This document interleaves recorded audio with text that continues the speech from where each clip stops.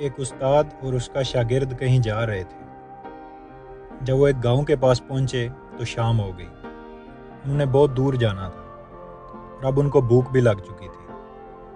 ان کو ایک گھر نظر آیا۔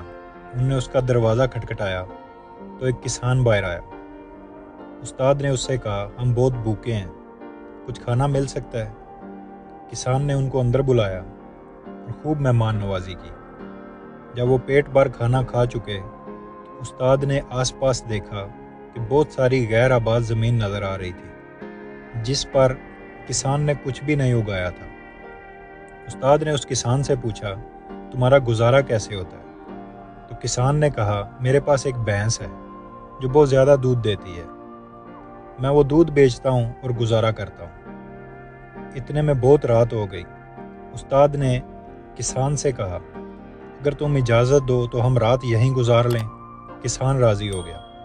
استاد اور اس کا شاگرد وہیں رات گزارنے کے لیے رک گئے۔ رات کو استاد نے شاگرد کو جگایا اور کہا، چلو چلتے ہیں، اور ساتھ کسان کی بھینس بھی لے جاتے ہیں۔ شاگرد حیران ہو گیا اور وہ اپنے استاد سے متفق نہیں تھا، کیونکہ کسان نے ان کی بہت اچھی خاطرداری کی تھی اور وہ بھینس ہی اس کا کل اثاثہ تھی، لیکن مجبوراً اسے استاد کی بات ماننی پڑی اور دونوں نے بھینس کو ساتھ لیا اور خاموشی سے وہاں سے نکل گئے۔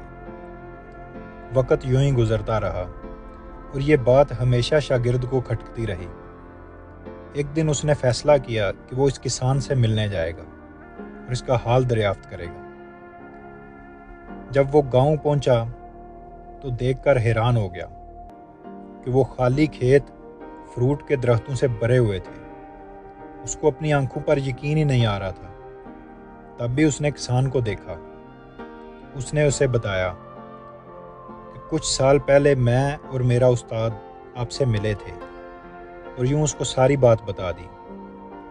تو کسان نے اسے کہا، اس دن میری بھینس چوری ہو گئی تھی تو میں بہت غم زدہ تھا اور کچھ سمجھ نہیں آ رہی تھی کہ کیا کروں، کیونکہ وہ میری بھینس ہی میرا سب کچھ تھی۔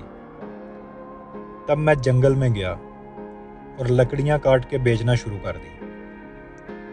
ان پیسوں سے میں نے کچھ بیج خریدے اور اپنے کھیت میں ڈال دیے۔ اس سال فصل بھی بہت اچھی ہوئی اور میں نے وہ فصل بیچ کے اس رقم سے فروٹ کے درخت لگائے، جس سے میرا کام بہت اچھا ہو گیا اور دیکھتے ہی دیکھتے میں بہت مالدار بھی ہو گیا، اور اس وقت اس ایریے کا فروٹ کا سب سے بڑا تاجر میں ہوں۔ کئی دفعہ میں سوچتا ہوں کہ اگر اس رات میری بھینس نہ چوری ہوتی تو یہ سب کچھ نہ ہوتا۔